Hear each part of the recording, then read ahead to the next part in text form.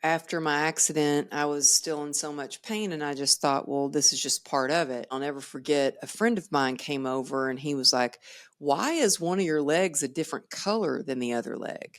I think that we all have resilience within us, and it's just our ability to tap into that so we can, decide to take action and thrive. So it's so important to invest in yourself by connecting with the right people, whether that's hiring a coach or getting into the right room.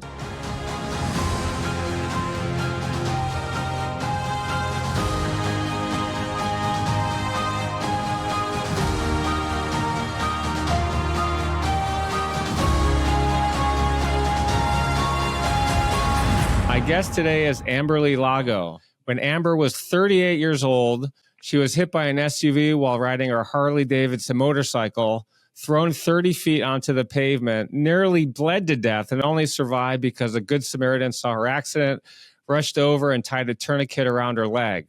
She went into a coma, and when she woke up for it, she learned that she had a 1% chance of saving her leg from being amputated, and then had 34 surgeries to save her leg from being amputated. If that wasn't enough, after her accident, she was diagnosed with an incurable nerve disease dubbed the suicide disease, lost her business, fell into a deep depression, and became an alcoholic. Today, Amberly is a peak performance coach, TEDx speaker, top 1% podcast host, motivational speaker, and a leading expert in the field of resilience, transformation, and health and wellness. She is also the best-selling author of the book True Grit and Grace, and is also the founder of Unstoppable Life Mastermind. Amberly, you have an incredible story, and it's a true pleasure to have you on my show. Welcome to In Search of Excellence. Oh my goodness. Thank you so much. And thank you for that introduction. I think that introduction basically shows anybody that you can hit roadblocks and rock bottom and still climb out of it and have a thriving life. And so thank you so much for that introduction. You were born and raised in Texas. You were a dancer from a young age, and your mom pushed you hard on the dance front to the point where your toes would often be bleeding after practice. Can you tell us about the influence your mom had on your life and her three mottos: get her done, suck it up, and hide your crazy to be a lady? And in today's world, where parenting styles are very different than they were 20 years ago, is this what parents should be telling their kids? Well, that's such a great question. First of all, actually, my mom wasn't my dance teacher, but she was such an amazing mom. And I think she is an amazing mom. And I think she put me into dance class because she thought it was a girly thing to do because I was such a tomboy. And I had a dance instructor who I'm still in contact with to this day. Her name's Jackie, Miss Jackie. We call her Miss Jackie. We always say Miss Jackie. And yeah, she was really hard on me, but also, yeah, growing up in Texas where we had sayings like, I remember, having this frizzy, curly hair and my mom trying to brush it out and say, I'd be crying from her brushing my curls out. And she'd say, it hurts to be pretty. And in church, her pinching me if I ever said anything or did anything. And she's like, hide your crazy and be a lady, so those things. And my dance teacher was always like, keep going. You need to push through the pain. Just keep going. Suck it up, like cowgirl up. And so I grew up with a lot of those sayings. And I think that it is important. I've got two children of my own. I've got a daughter who is actually just turned 27 and she's in medical school at Yale. And I have a sophomore in high school here in Heath, Texas. And she is got a lot of grit. She's a horseback rider. She gets thrown off that horse, actually just happened yesterday, and gets back on. And so I think it's really important to instill the grit and the resilience in our children. But I think that it's not so good to instill this idea of grit that means suck it up. I think that it's grit with connection and community is where we find resilience, and asking for help. And that's something that I didn't really know how to do or what to do. And it's changed my life. And so that's what I've learned along my journey is like, it's not about sucking it up and stuffing it down, because those feelings will eventually have to rise to the surface, and we heal what we reveal. We're going to get to your dancing and running hobbies in a minute, but before we do, can you tell us what you were like as a kid and in high school? Were you one of those always positive and optimistic people who always smiled and had a lot of friends and who thought their future was bright and that the world is your oyster?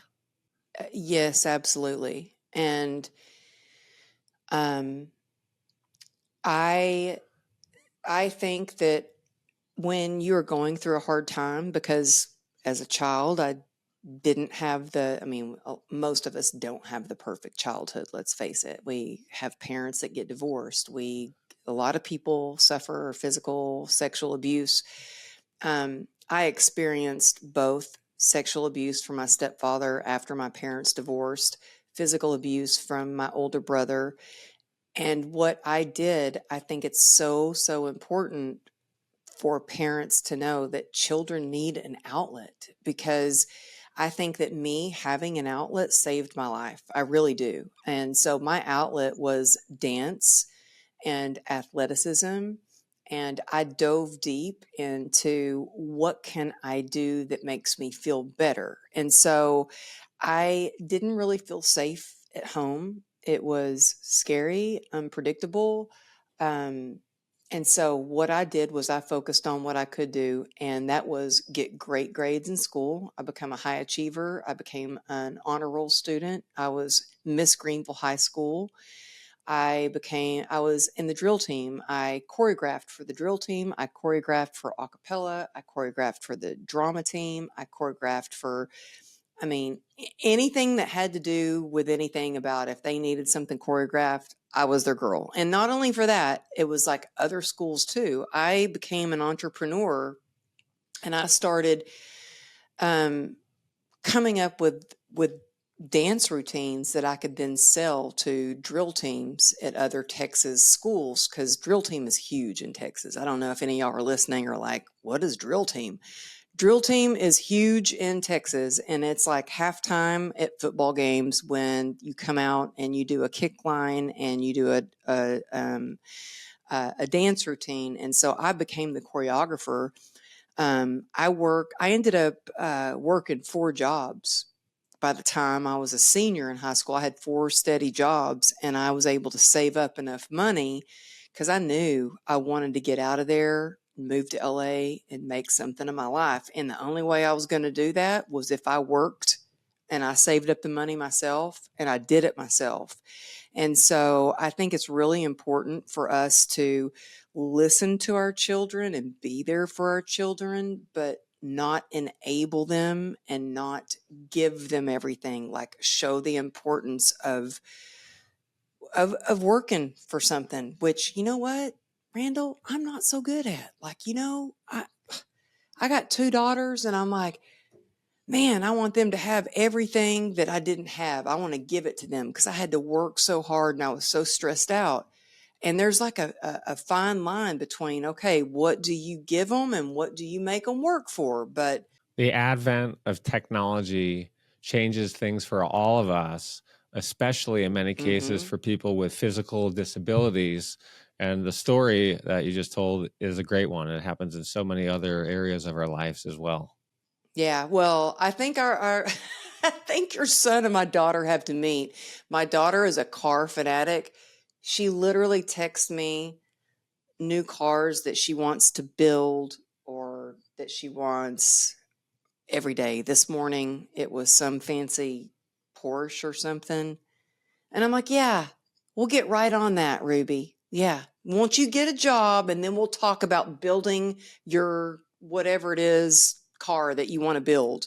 But I love that she is passionate about cars. Like, she knows I think it's so important for our kids to have these passions where they can express themselves and they can like look in and research. And she's so passionate about, like, she knows exactly how fast a car can go from, she'll be like, oh, this car can go from 0 to 60 in 1.2 seconds or whatever. I'm like, how is this in your head? You know what I mean? But I'm glad that she's passionate about it. Let's talk about the importance of mentors in our life. You had two. You had your dance coach and your track coach.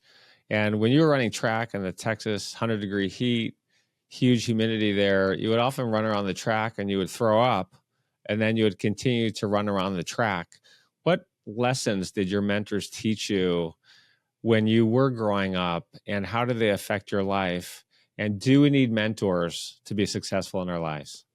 Absolutely, we need mentors. I've had a mentor for everything that I've done in my life. And I think that if you want to time collapse your goals, if you want to get from point A to point B faster, you need a mentor. You need somebody that you can truly trust, but who has been there and done the things that you want to do, and they have succeeded or gotten to the other side, or they have that experience. There's a lot of, I think, I don't know what you think, but I think there's a lot of people out there that say that they're experts in something, but I think that it's up to us to really do the research and find out and really seek counsel and not opinion. So what I mean by that is, like, opinion is like, for instance, when I wanted to write my book, I was like, I think I want to write a book. And I told some family members and close friends, and they were like, you're crazy. You don't own a computer. You're the fitness girl. You don't have a college education. You need to stick to the fitness stuff. And when I went to that was their opinion because they had never written a book. So how would they be able to advise me on next steps to write a book? When I went to someone who had published 76 books, he's like, I think it's a great idea. This is what you'll need to do, and do this, this, and this, and you're going to get it done. And I thought, that is counsel. And so I hired him to be my mentor for a while. And I say hired because there are some people that are mentors that will do it and they'll just mentor you Right. and they don't charge you. And I've had coaches that I've paid, and I've been a part of masterminds. I think that whatever, you can find the value, it will be so beneficial, and it can really in the long run help you to waste money, because without a mentor I wasted a lot of money because I was just trying to figure things out on my own. But I was so blessed in the very beginning.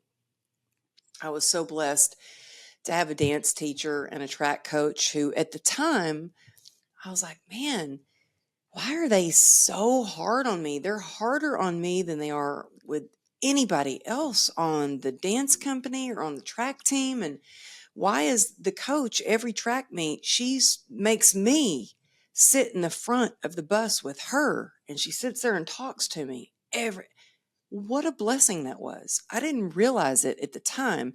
The reason my dance teacher was hard on me is because she knew I had potential and she wanted to push me to my limits, past my limits, to keep going forward. She knew I had it in me. My track coach, she knew. She was like, hey, we're depending on you to get us to district.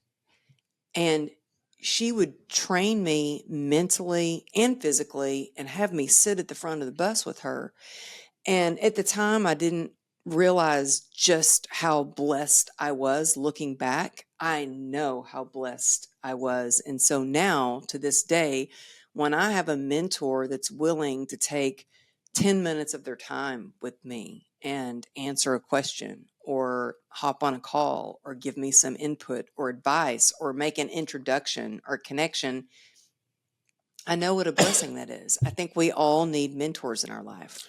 One of the most enjoyable things in my life, and it's part of the inspiration for my podcast, is being able to mentor a lot of students and also people in their careers, from recent college graduates to professional athletes with $100 million contracts. And I love giving back.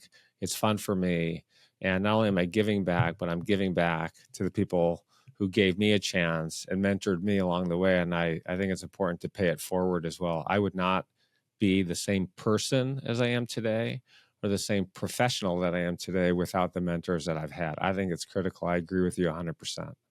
Oh, yeah, 100%. I think mentors are just, and and you know what? That's why I love doing what I do, I would say I get to do some amazing things. Like I am really blessed. Like sometimes I go, wow, I can't believe I get paid to do some of the things that I do, like speaking all across the country at events where I'm like, I just love being there.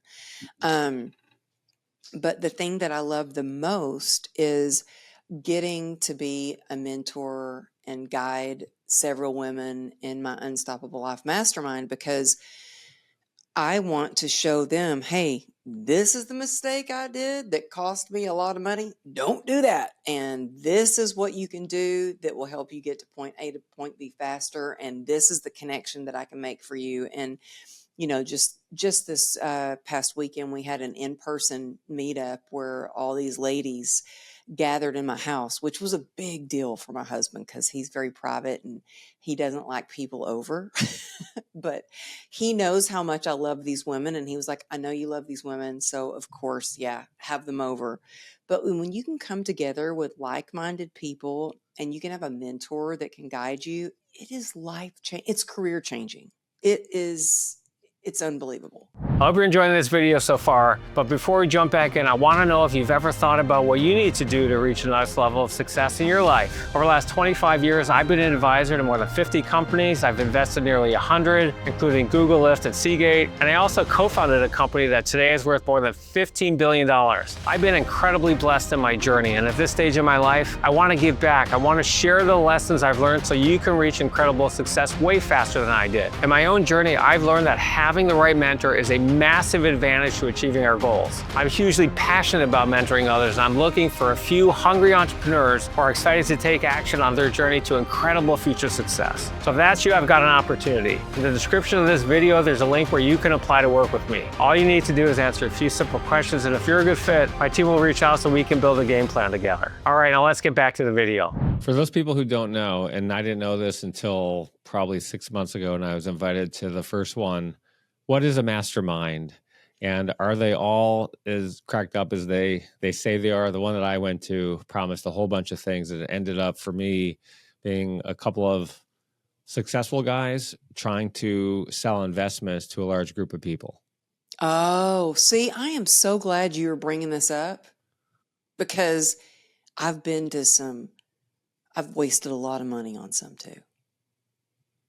Like thousands and thousands of dollars. And that's why I was inspired. What is it? Tell our viewers and listeners what it is. Okay. So a mastermind is supposed to be a small group of like-minded people that help brainstorm, collaborate, and guide each other and, to really level up their life and their business. To me, a mastermind is not, hundreds of people. I guess some people think it is, but to me, a mastermind, I'll give you my definition of a mastermind because I spent a lot, wasted. No, I won't say wasted because I learned a lot of lessons and it inspired me to really develop the mastermind that I have. I spent thousands on one mastermind where they were like, yeah, this is high level female entrepreneurs, blah, blah, blah. They're just, the elite. And I get on the first Zoom and it's over 150 people on Zoom of everyone that this lady has ever coached. And there were beginning coaches. There were people that didn't even have social media yet, didn't even have a website. And look, we all start from somewhere. And I appreciate that. I believe me, I appreciate it because I started from nothing and had to build my way up. But when you're paying thousands and you're being told that you're going to be put in a group with people who are already to that level, they actually already have their website, they have their social media, they have a following, they have big dreams, goals, plans, and you get on and it's something different. That was the last time. I went to one meeting, never went back. Another one I spent $50,000 on. 50? It was $50,000. Right. And so people know what we're talking about. These are basically, there's, I guess I call it the captain, originator, founder, CEO, for lack of a better person, who creates a mastermind. They have some following. They're well known in an Yeah. area. They could be a leadership person. They could have written 5 books. They could be talking about entrepreneurship, real estate, whatever the topic is, successful women, successful men. And they invite people to a location and charge them lots of money to hear them speak and a group of successful, like-minded people speaking. So if it's a real estate mastermind, you've got 4 or 5 or 6 successful people who are all talking, but you pay to go. And some of these are very expensive. I mean, $50,000 is a ton of money. And I'm sure the people who are producing that make a lot of money. I mean, you host a mastermind for 100 people and you charge $100,000 each. And people do this. And there's lots of these out there. That person is making $10 million less, whatever they're spending to produce the event. And maybe they have Mike Tyson come in and speak, or some athlete, or Steph Curry. But these are very profitable gatherings that a lot of people, they're everywhere. And as you get into the self-help movement, they're all over the place. So sorry, I just wanted. And they make promises. They do. And they make They do. promises. And this is the thing that gets me, is they overpromise and they underdeliver. And so for me, the most important thing for me is integrity and honesty. Like, trust is a big thing. My name is, like, what I say. I've worked hard to build the brand that I have with the trust. And so I thought, when I have a mastermind, I'm not going to do that. Like, I just got off a call yesterday where I told the person, I was like, hey, yeah, you get your monthly coaching session and you get your weekly, Zoom uh, coaching sessions with the group. I was like, but you have my number. I was like, call me, text me. If you need me, that's why I'm there. I'm there for you. It's not because I care about you. And so that was a big difference for me, is like, I want to be there for them, but then I also teach them, have experts come in, and then I put them on a stage and I shine the light on them. So I get them an opportunity to be seen on stage. So what's the name of your mastermind? How do they find it? And how much does it cost? It's called the Unstoppable Life Mastermind. And you can find it actually, you can go to truegritandgrace.com. You can find all of my events at amberlylago.com/events. But yeah, you can apply to be in the mastermind. And I actually like jump on a call with people to see if, how I can help, and if it's a good fit. And people are always so surprised when they're like, oh my gosh, it's really you getting on the call. And I'm like, well, yeah, because I want to see if you're a good fit, because we're going to be family. We're basically going to be together a whole lot. So I want to make sure our energy matches and it's a good fit. And so I have to tell you something funny. I actually launched the Unstoppable Life Mastermind. I will never forget this, because it was March 16th, 2020. And we were in LA, and being in LA, like the 14th, 15th, everybody was kind of going crazy in 2020, and like, oops, things are starting to close down. And it was my birthday on March 16th. And Johnny, my husband, was like, oh, well, I already called the restaurant and they're going to be open. And I said, Johnny, I think things are starting to close down. He goes, nope, nope. I called them. It's confirmed. We're going to dinner. We were going to the Sunset Room, where Zuma is. That love that place. Anyway, I wake up the next day. All the gyms are closed. All the restaurants are closed. And I was like, oh, I am launching something called the Unstoppable Life Mastermind, and the world has basically stopped. And my husband was like, you can't launch that. The world has shut down. And I was like, no, I'm not stopping. I'm launching it. And I did it. And it has grown and grown. And now we do bigger events annually. And so, there are ways to be unstoppable. And I think the secret to that is when you have a community that you can connect with, and you can come together with, and you can do it together. I think it's great you have your own mastermind. I don't have a mastermind yet. I will have one at some point in the future. I do a lot of coaching, and I've always done it gratuitously to give back. I have had a number of people reach out to me, podcast listeners, social media followers. Well, I coach them on a personal basis. I've done it. It does cost a lot of money.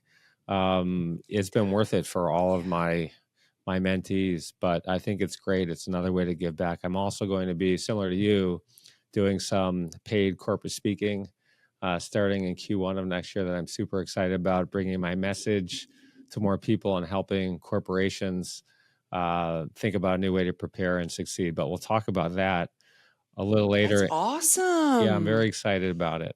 Thank Congratulations. That is Thank awesome. you. Let's go back to fitness and take us back. You saved money to move out to LA. You became a trainer. You started training people to become trainers, and then you tore your meniscus. Can you just walk us through what happened and how important is it for us to be in shape so when something does go wrong, and I'm not talking about getting hit on your motorcycle, but I'm talking about a knee injury, an arm injury. You think about Patrick Mahomes. I don't know if you saw the special on Netflix about quarterbacks and Kirk Cousins, what they do, who Mm. unfortunately just tore his ACL. But being in shape really matters. It helps when things go wrong physically to your body. You did some amazing things to the point where you didn't even need knee surgery anymore.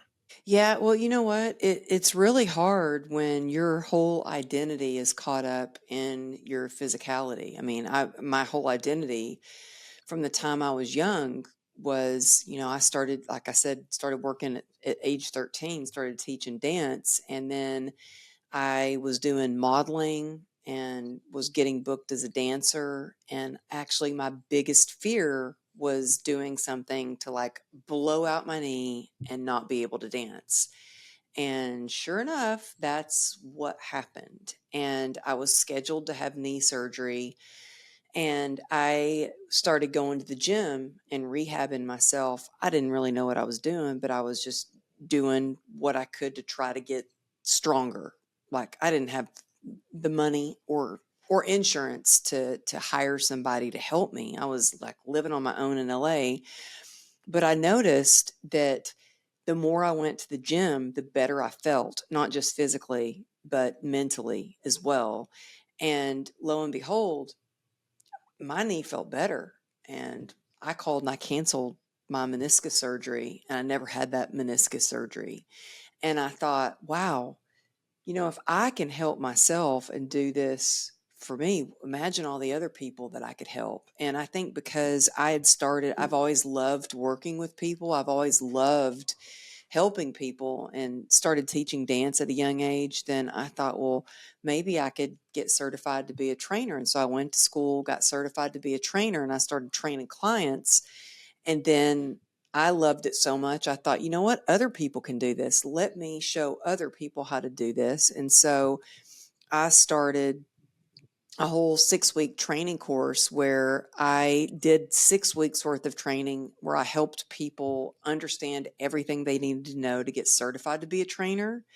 And then 6 weeks of them shadowing me on the gym floor to learn how to be a trainer on the gym floor. And then 6 weeks of me teaching them how to run their business as a trainer.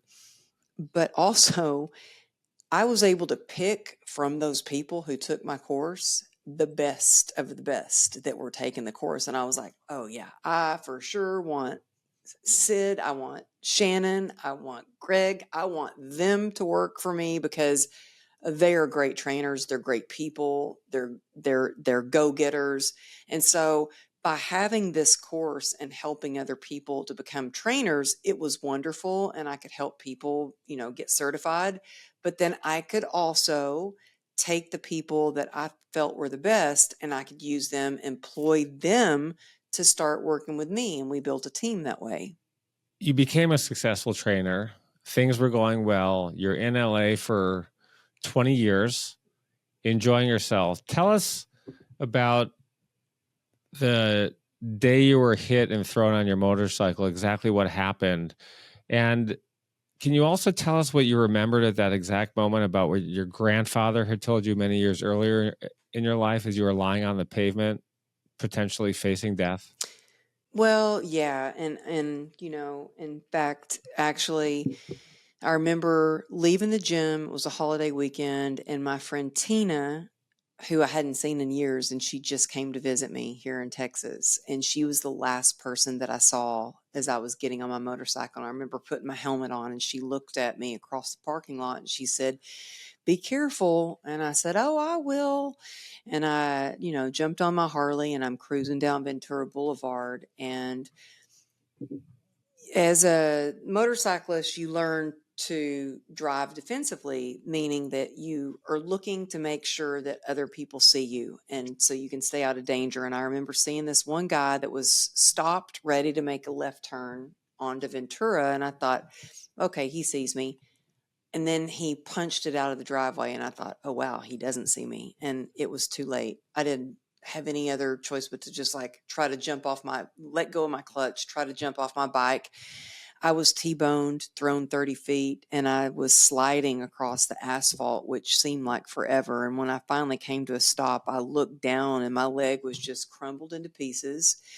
I didn't realize it at the time, but the reason there was so much blood is my femoral artery was actually severed. And luckily, I had a guardian angel, a guy that came over and he made a tourniquet on my leg right away. He ripped off his belt and made a tourniquet on my leg. And people weren't rushing over to me though. They were looking at me. One lady fainted. And in that moment, I was screaming and I did not want to let go of my leg because I was afraid it would actually fall off of my body. I felt like my leggings were the only thing holding my leg on. And one of the first things I thought actually was, wow, this can't be good. I might have to train clients on crutches for a while. So even in this moment, I was like, okay, how am I going to keep working? Like, how am I going to train my clients? What am I going to do? And that was one of my first thoughts was I might have to train clients on crutches for a while. And then, rush to the hospital, put an induced coma, wake up from a coma, and I learned I've got a 1% chance of saving my leg from amputation. And I'm like, okay, well, great. There's a 1% chance. Then you're saying there's a chance. Then let's find a doctor who's going to take that 1% chance with me. Thanks for telling me there's a chance. And I asked for my phone. Like immediately when I got out of a coma, I asked for my phone because I was calling clients being transported from one ICU unit to another hospital. And I was on the phone with clients assuring them, hey, I might be in ICU right now, but I'm going to get out of here in third quarter. We are going to finish strong. Don't you worry. You know what I mean? It was like such a I don't know, if that's an entrepreneurial mindset or just freaking crazy or what, but those were the things going through my head was how can I keep my business running? Because to me, saving my leg, saving my business was just as important as saving my leg. And so I've come to some hard realizations of our health is the most important thing, and I had a good friend of mine tell me, she goes, Amberly, you push yourself so hard and your impact is only as strong as you are healthy. And that really got me. So now it's like, okay, I need to make sure I'm healthy. I'm taking care of myself mentally, spiritually, physically, so I can help other people and take care of other people. But I think also in that moment, being able to have a purpose and be of service to others when I was struggling through surgery after surgery, which seemed it ended up being 34 surgeries in total. That purpose is what helped me pull through some of the hardest times. Did you think as you were laying on that pavement and you saw all the blood that you may die? I didn't think I was going to die until, I was in extreme pain. I've had two babies with, I had my first child, not even a Tylenol, like all natural, Like my wife no did no that pain too. My meds. my wife did that too. It's unbelievable. So I didn't feel it, but I saw it and I heard it. It was crazy. Yeah, and that was a piece of cake compared to the pain that I experienced laying in the middle of the road on Ventura Boulevard. And I did not really think I was going to die. I was like in such survival mode, I think. But when I thought I was going to die, actually, is when I got to the hospital and the ER room was completely chaotic. And my husband, being a cop, news travels fast in the police, the brotherhood and sisterhood of the police force. And so the whole ER was filled with cops. And I heard this crying like I'd never heard before. And I realized it was my husband. Now he's a big, strong guy. I'd never seen him cry. And he was crying. And in that moment, I thought, oh my God, I think I might be dying. Yeah. And I yelled across the room. I said, honey, I need you to get over here and be strong for me. Because in that moment, I didn't know, like, if I was going to live, and I needed to know if I did not survive, that he was going to be able to pull it together for our two daughters. That's crazy. So you said before that you remembered as you were lying on the pavement something that your grandfather had said about a shovel. What was that? Well, I think that it's something, my grandfather was such an incredible man. He used to say, you got a shovel in your hand, you can lean on it and pray for a hole, or you can start digging. And that was his way of saying, yes, it's important to pray, and it's important to, like, there's so many people out there like, just manifest it. Just think about it. Put it on your vision board. And my grandfather was old school. He's like, yeah, you can pray about it, but no, you got to work for it too. So take the action. And so I knew my whole life, and especially through this accident, like, if I wanted to learn to walk again, if I was going to work again, if I was going to have the life that I always imagined, that I was going to have to dig deep and work for it. This episode of In Search of Excellence is brought to you by Sandee.com, SANDEE.com. We're a Yelp for beaches and have created the world's most comprehensive beach resource by cataloging more than 100 categories of information for every beach in the world, more than 100,000 beaches in 212 countries. Sandee.com provides beachgoers around the world with detailed, comprehensive, and easy-to-use information to help them plan their perfect beach getaway at home and abroad, and to make sure you're never disappointed by a beach visit again. Plan the perfect beach trip today by visiting Sandee.com. That's www.sandee.com. The link is in our show notes. Stay sandy, my friends. There's a great part of the story, which you haven't talked about that much in some of the podcasts you've done, but there was a good Samaritan that came over and saved your life. And when I was reading that, I've thought about this so many times, because there's so many stories about bad things happening to people, and people just watch, right? In today's day and age, they don't want to, especially now, right? And in LA. They don't, first of all, they don't want to get sued. They think someone else has got this. They're in shock. They don't want to be bothered, and they don't know what to do. Do you know the name of the person who saved your life? I don't. You don't. Isn't that amazing? I so wish I do. And, so he came over right away, and I honestly, I don't even remember his face, because I was rolled over. I was on my left side, and I was laying on my left side, holding on to my right leg. And he came up behind me, and then luckily there was a nurse that came up, and everybody else was just standing around. Like, nobody wanted to come near me. I guess it looked pretty gruesome. Look, I can imagine. I mean, there was blood everywhere. And I looked down at my leg once and saw how, like, crumpled into pieces and deformed, and it's crazy to look. I mean, my foot was dangling off of my leg, only attached by skin. And so there was a nurse that came over, and she was like, you need to hold my hands. You need to look at me and breathe. And she did. She had me breathe kind of like you do in Lamaze. And I would breathe a little bit, and then I'd cuss. And she'd like, nope, breathe, breathe. So I didn't really, like, I couldn't turn around and look at him who saved my life, basically.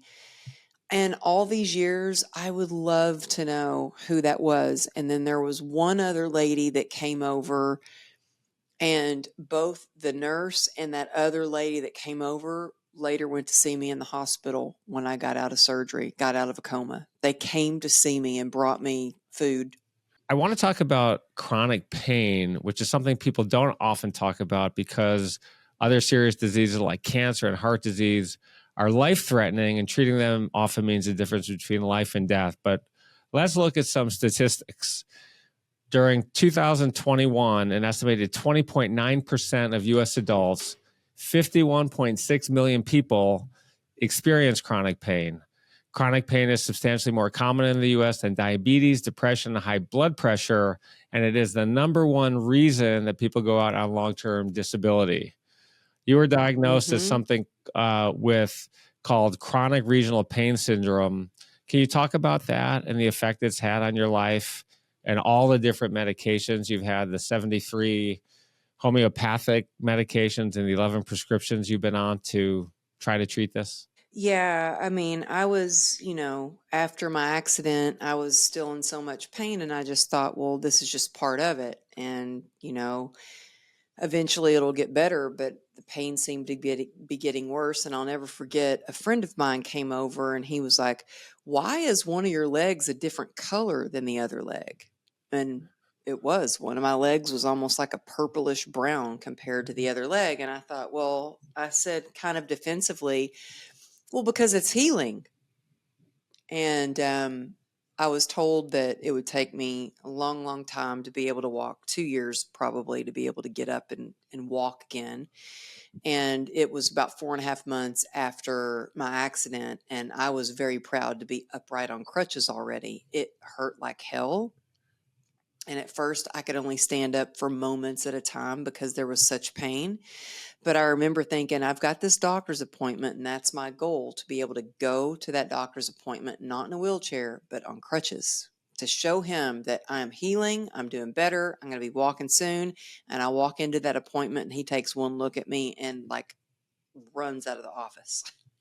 And I looked at my husband, and I was like, well, that's not the reaction I was hoping for. And he comes back in and he examined me and he says, "You've got something very serious." And I was kind of like, well, yeah, I got hit by an SUV. And he goes, "No, you have an incurable nerve disease. It's called complex regional pain syndrome." Actually, back then it was called reflex sympathetic dystrophy, or RSD.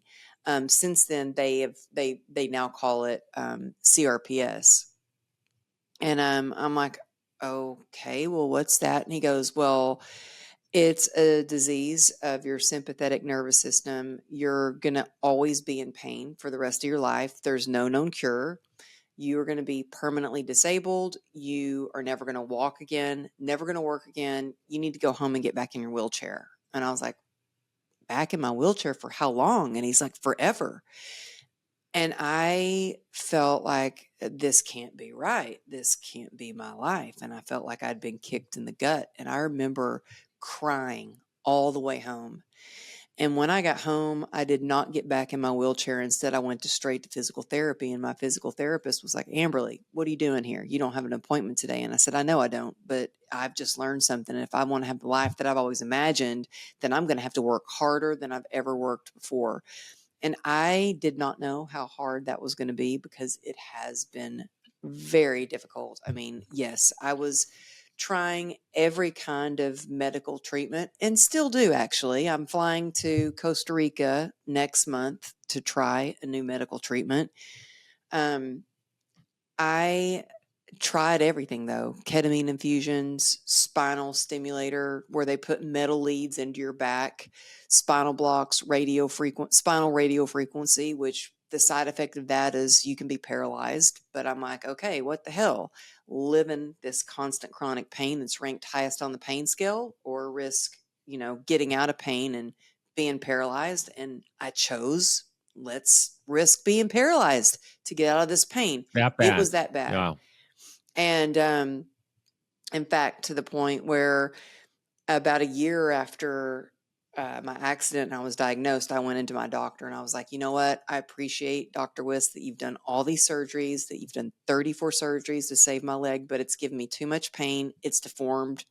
It doesn't work properly. It just leaves me in constant chronic pain. I hate it.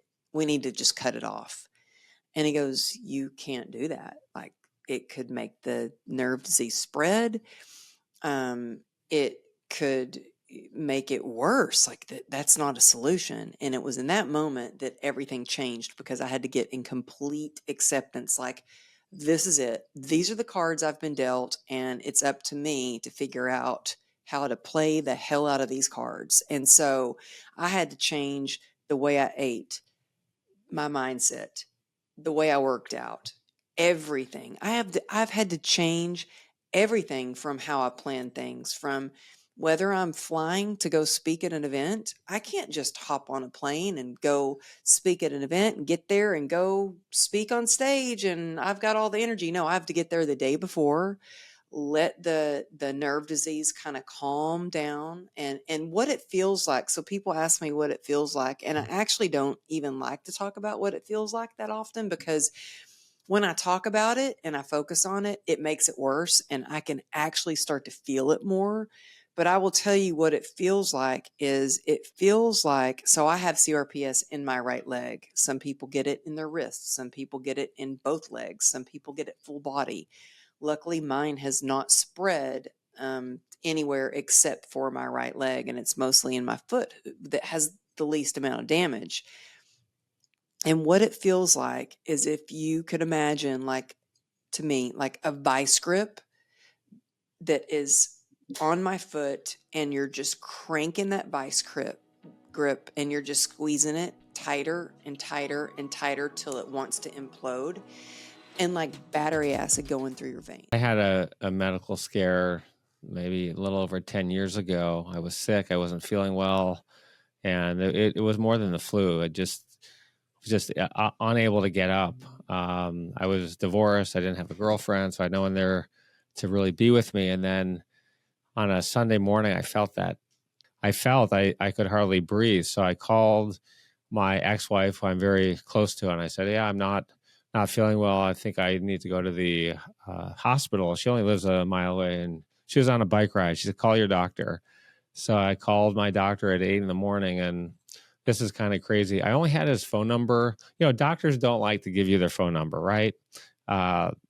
So he had held a fundraiser for Eric Garcetti, who eventually became our mayor here in Los Angeles, and who also became a good friend. He was on my show. He's now the U.S. ambassador to India, but he was running for city council the first time. I didn't know him. And my doctor invited me to something at his house. And I had the phone number on it. So, all right, I'm going to keep the phone number down. I'm going to save it for a rainy day. Hopefully I'll never need it. So on Sunday morning, I waited till 8 o'clock. I called him. He was all groggy. And he basically said, what, who? He said, do you know what time it is? And he hung up on me. So I'm thinking, God. shit, I better go to the hospital. So I called 911. And I was embarrassed, right? And because, I was 30, how old was I? 43 at the time, and in the best shape of my life. And the EMS comes, and I made it downstairs. I hadn't been downstairs maybe 3 times in 3 days. And they give you this shot that if you're having a heart attack, that makes you feel better, and it eases the tension.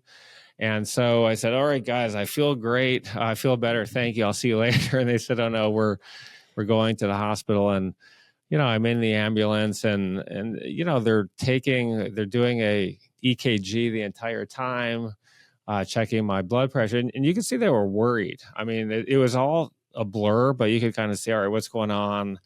And then I get out, and it's like you see on TV, there's a bunch of people waiting for you. Right, they take you onto the gurney, and then,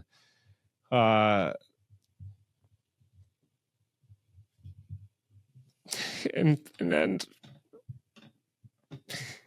the doctor said I was having a heart attack, and I said that's not possible. And he said, why not? And so I said to him, because I go to Soul Cycle 3 days a week.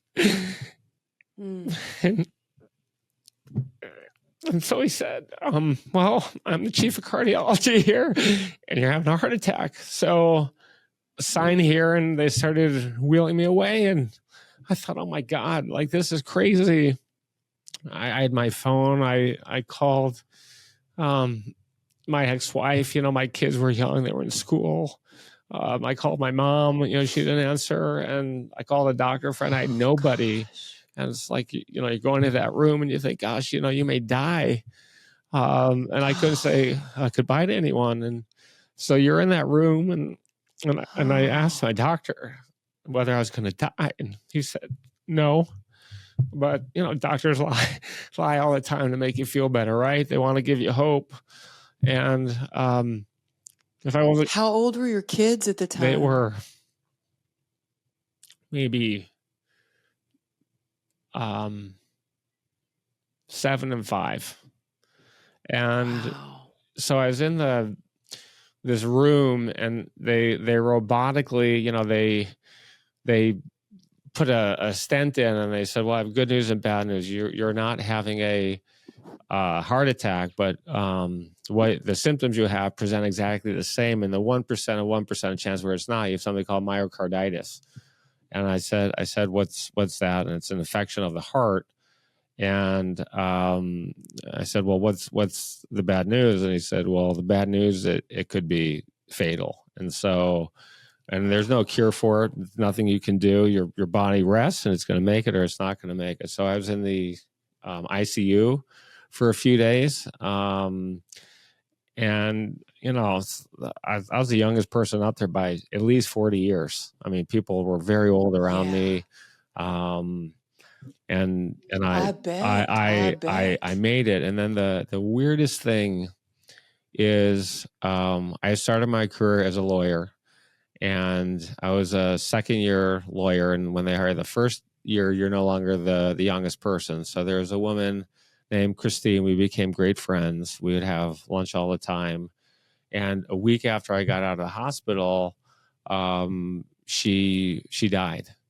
And I thought, gosh, this is, crazy. We were no longer good friends. We sort of lost touch. She married a friend of mine, and we would see each other at Rosh Hashanah and Yom Kippur services. We belonged to the same temple. And I went to the funeral, and I thought, gosh, that could have been me in that casket. And I just was so grateful for life. And I learned later that she died of myocarditis. So just like, no.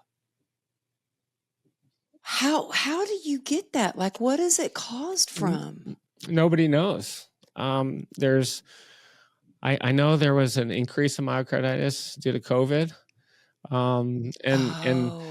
It's interesting. I had all these doctors come into my room when I was sitting there, and they closed the door and said, all right, how much cocaine have you done? In the past month. Are you serious? And I've never done cocaine, ever. Never done drugs of any kind. I'm too scared of it. Ever. I've never done it. Ever. And just one doctor after the other. And they're coming. It was rare. And you had all kinds of doctors coming in, and the students were coming in. You're kind of like that showpiece. And, here's a patient that has myocarditis. But, I do attribute my ability to live based on the physical shape I was in, and the fact I was in very, very good shape. But ultimately, my friend Christina, who died, was a runner. I mean, she ran a lot. She was in phenomenal shape too. So some days it's your turn, some days it's not your turn. But yeah, my husband always says, you know what? God's got your ticket. And he always tells me, he's like, you know what? God just keeps spitting you back out. He just keeps spitting you back out, because I've been in ICU so many times. And it's interesting that you had doctors come in and ask you, so how much cocaine have you done? I had one of the first doctors that came in and talked to me when I woke up out of a coma was like, hey, he leaned over and he said, hey, this is a question. It's just between you and me. He said, but do you abuse drugs, or do you regularly use drugs? And I said, no, sir. I said, I've never done drugs. I said, I never even take aspirin. And he goes, well, he goes, are you an athlete? And I kind of thought, well, can't you tell I'm an athlete? Like, and he goes, we had a real hard time keeping you knocked out in a coma. He said, you have so many endorphins, we couldn't keep you down. And I was like, wow, that's interesting. I said, oh, yeah, I ran 11 miles in my best time the day of my accident. But the power of endorphins, or they're like a drug, but like a healthy drug. But yeah, that doctor came up to me, Dr. Razul, one of my favorite doctors, and he said that, and we've had an amazing relationship. He has recently passed away, but good man. But they assume, well, you must be doing drugs, or you must be doing this or that, and yeah, but it's wild. Let's talk about what it did to you mentally, as well as some of the side effects that it had and some of the behaviors that it led to. You were depressed. You became an alcoholic. You lost your home. Mm-hmm. How bad did it get? And did you ever think about killing yourself?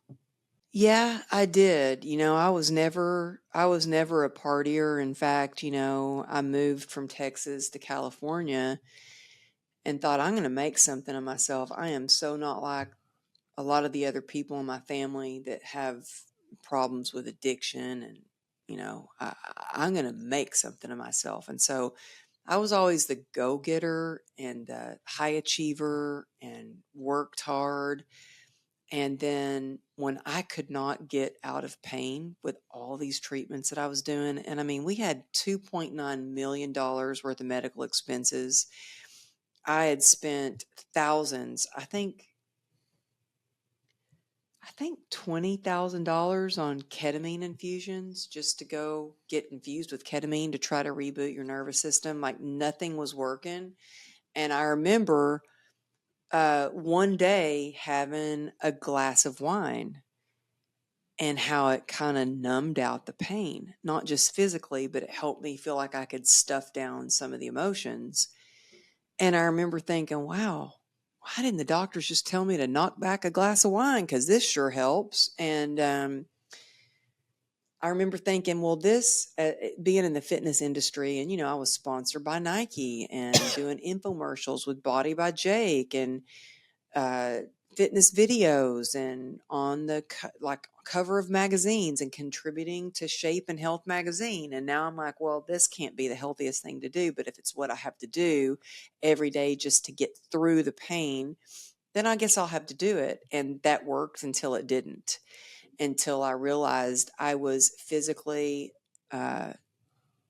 mentally, in every way dependent upon alcohol just to get through the day.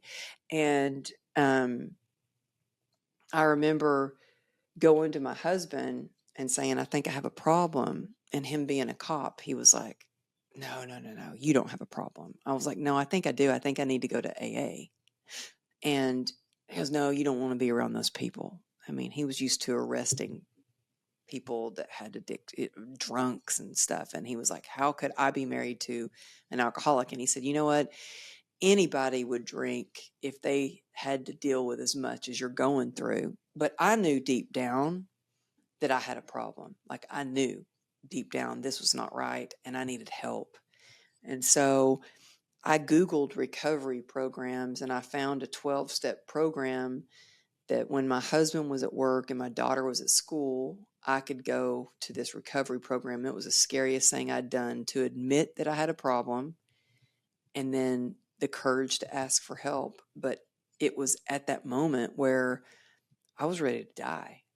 I was like, just don't let me wake up.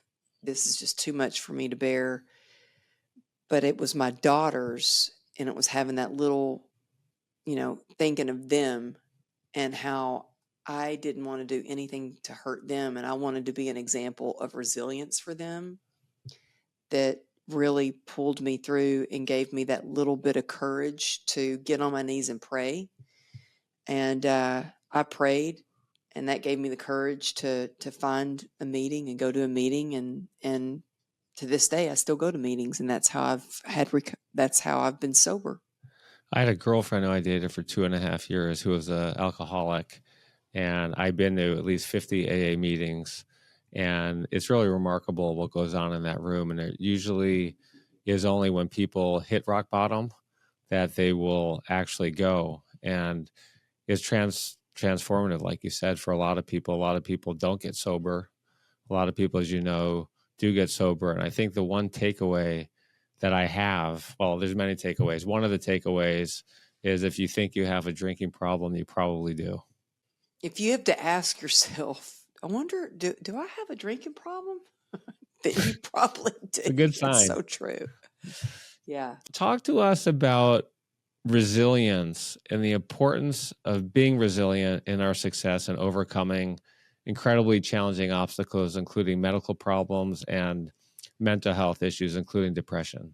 Well, I think that we all have resilience within us, and it's just our ability to tap into that so we can, decide to take action and thrive. And so for me, it's not just about resilience mentally, but it's resilience physically, spiritually, emotionally. And so um, there's things that I do every single day that help me to be resilient, because I wake up in the morning and from the minute I take my first step, sometimes without even taking a step, I'm like, ooh, how bad is this pain going to be today? Like, how bad is it going to be? Am I going to be able to walk? Am I going to be able to get through the day? And so I immediately start by shifting my perspective with gratitude. And I've actually come up with a PACER methodology. It's called PACER, which stands for perspective, acceptance, community, endurance, and rest. And so the easiest and quickest way to shift your perspective is with gratitude. And it really gets you focused on what you can do instead of focusing on what you can't do. And it gets you focused on all the things that you get to do and all the things that you do have, because it's easy to spiral down, the path of, oh, woe is me, I'm in pain, or I can't walk. I mean, I remember there was a day I used to love to run, and my daughter's a runner, and she's wanted me to go for a run with her. And I looked at my husband and I was like, what a shame I can't go for a run. He's like, get on your bike and ride your bicycle beside her. And I was like, oh, yeah. And it just totally shifted my perspective on what I could do. Like, I could have sat there and had a pity party on, oh, wow, I can't run anymore. Poor me. But I was like, oh, well, what can I do? I can ride my bike. And the next part of PACER is acceptance. And I think acceptance and being aware of where you are, who you are on your journey, where you're going, is so critical. It's the beginning of any transformation. When I got into an acceptance of, okay, well, this is a nerve disease that I've been dealt with, and these are the action steps I can take to go in the right direction. Because when you're in denial, which I was in denial for a long time, I was trying to pretend like I didn't have scars, I didn't have this nerve disease, and I wasn't taking the right medication, and I was spiraling down into a depression and then alcoholism, and then literally wanted to die. And so when you're in acceptance, it allows you to take action steps with grit and to move in the right direction. And it also allows you to connect with the right community. And that's the next part of PACER, which community is probably the most important part of PACER. Look, I tried to do it alone and it didn't work. I would not be a successful entrepreneur if I didn't have a great community. I'm a coach and I have a coach. I'm a mentor and I have a mentor. Um, I'm a sponsor and I have a sponsee. I am in a mastermind and I have my own mastermind. We all need, I mean, you don't have to do it alone. And when you come together, yeah, we're unstoppable. And so it's amazing. I think that success is built on relationships. And there is a lot of power in proximity. So it's so important to invest in yourself by connecting with the right people, whether that's hiring a coach or getting into the right rooms and conferences. Because it takes endurance, whether you're an entrepreneur or whether you're dealing with chronic pain or both, or you're a stay-at-home mom chasing around kids or a stay-at-home dad chasing around kids. Endurance is where your passion and your perseverance come into play. It's where you remember why you started, because I don't think we get burnout for doing the things we do. I think we get burnout for forgetting why we're doing the things that we're doing.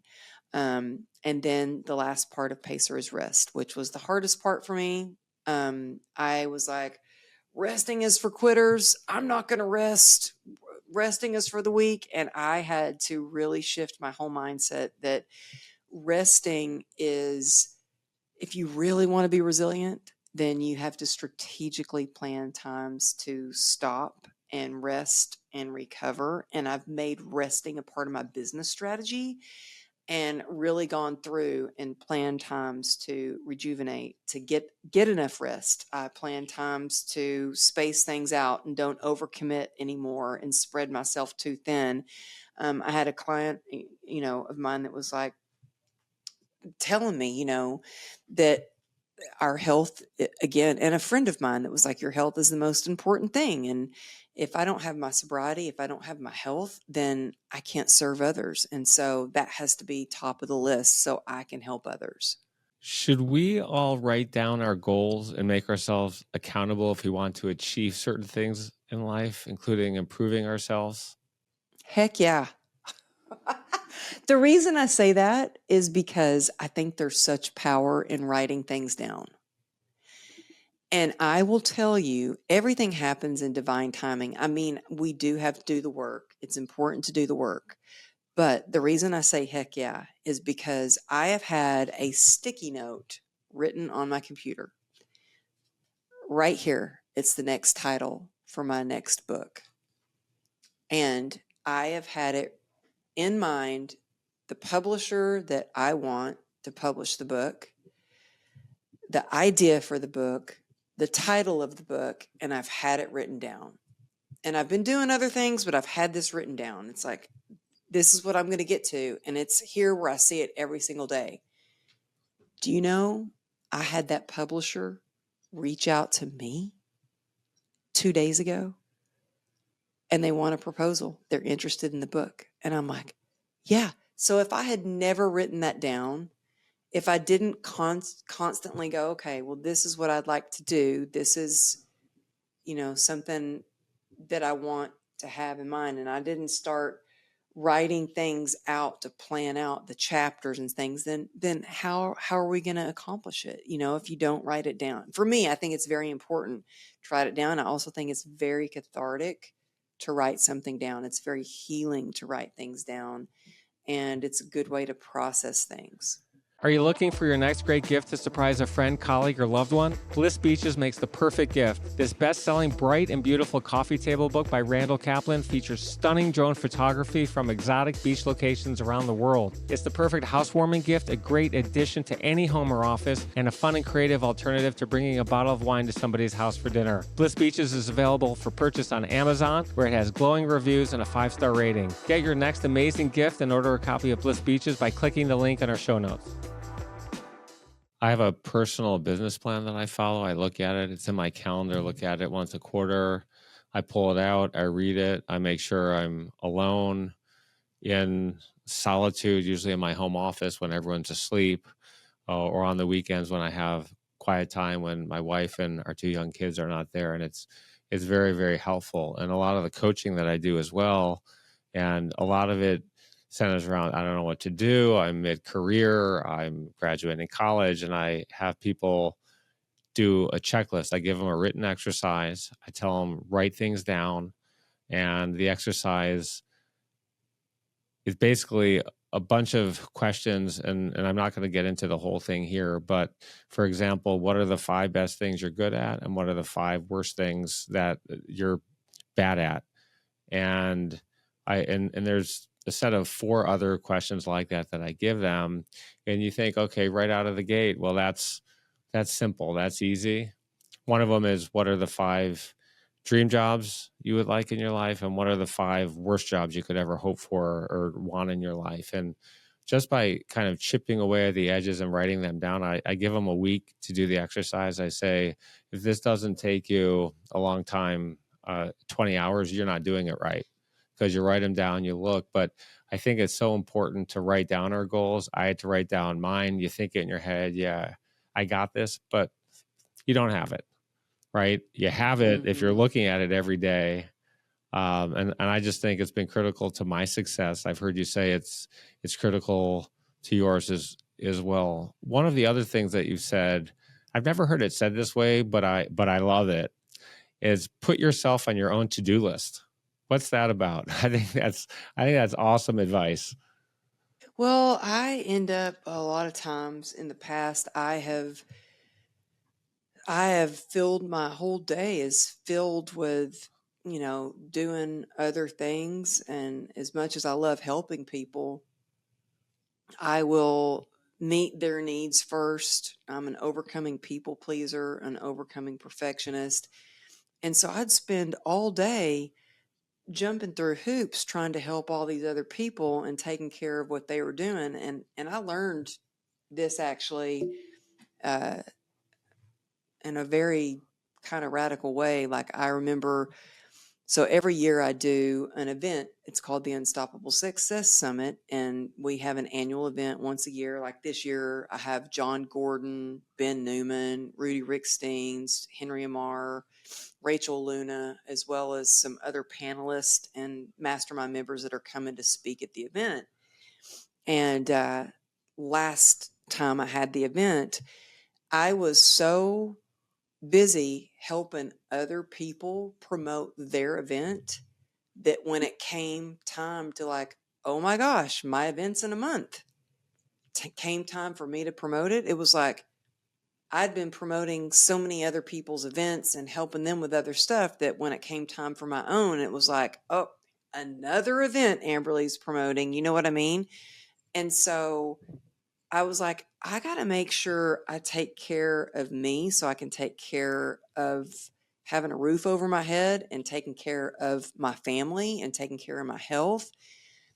But yeah, I mean, I've had to learn to put myself on my to-do list as far as what my business goals are. Like, I got to get those things done first. Then I can help other people. And that might seem selfish, but I've learned the hard way that it doesn't work if you do it the other way. And then I've also learned to put my workouts on my to-do list. I put my workout in on my schedule. I put a lunch break on my schedule, even if that's a 15-minute little window, because before I would work straight through. I would train, or work with 12, 14 clients back to back to back. And you got to take care of yourself because you're setting an example for your clients and for others. And so when I say put yourself on your to-do list, it really means, like, really take care of yourself. Shout out to John Gordon, who I sent a cold email to. I'm a big fan. He's written these amazing, amazing books. Great motivational speaker. Oh, I love John. Brilliant guy. And you need to come to Dallas and hang out with us. You tell me the date, and if I can make it, I'll make it. But John's one of those guys. I sent him a cold email. We did our podcast in person. We had a nice bond. He's become a good friend, and we talk about mentors. I'm relatively new to the podcast business, relatively new to the self-help business in terms of doing it in a professional way. And he's been a mentor to me and a great friend. He's amazing. A great friend. He is tremendous amazing. Guy. And actually, Catherine's amazing as well. Catherine. Yeah, actually, she was just here at the house. She was just here a couple of days ago. She's at the house. Yeah. Shout out to both. She's a part of my mastermind. She's amazing. Let's switch gears. And I want to talk about the people we surround ourselves with. Can you tell us about doggy downers and puppy uppers? And as part of this, how important is it, regardless of where we are physically, mentally, or professionally in our lives, to surround ourselves with people who not only believe in us, but who also believe in our dreams. Yeah, I always make a joke, and my husband will say, "Well, Amberly, you're the one that says get rid of the doggy downers and stick with the puppy uppers," if he can tell like there's even somebody in the family that's like bringing me down.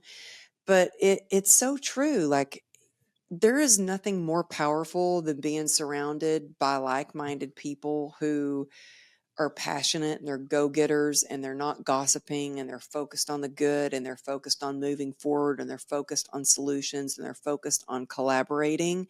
And so it's important to look at the people that you're surrounding yourself with. And that's not just the people that are in your life, but even the people on social media. Like, who are you scrolling through? If there's somebody on social media that you're looking and you're like, oh, they bring you down, or they make you feel bad, or you're all of a sudden imposter syndrome when you look at their stuff, it's like, then sometimes you got to bless them and block them. Yeah. And just nothing against them, but they don't make you feel good. You have to protect your peace. And so if you can't get rid of somebody that's in your life in person, maybe a family member, then learn to set healthy boundaries. And like, for instance, I've got some family members that it's like, I will go see them and I have a set time of I'm going to be here for 15 minutes to pay my respect, to say hello, to see if they need anything, and I'm out of here. I don't want them. There was one time I had some family members at the house and I had to excuse myself, go upstairs where I knew that they would not be able to walk up the stairs, and just take a break. So I'm just very sensitive to people's energy. And there are some people that are just energy vampires and they will just suck it out of you. And I just want to be around people who, look, I'm not positive all the time. I have to work on it, but it certainly makes it easier when I'm around people who are focused on solutions instead of complaining and focused on the negative and the bad all the time.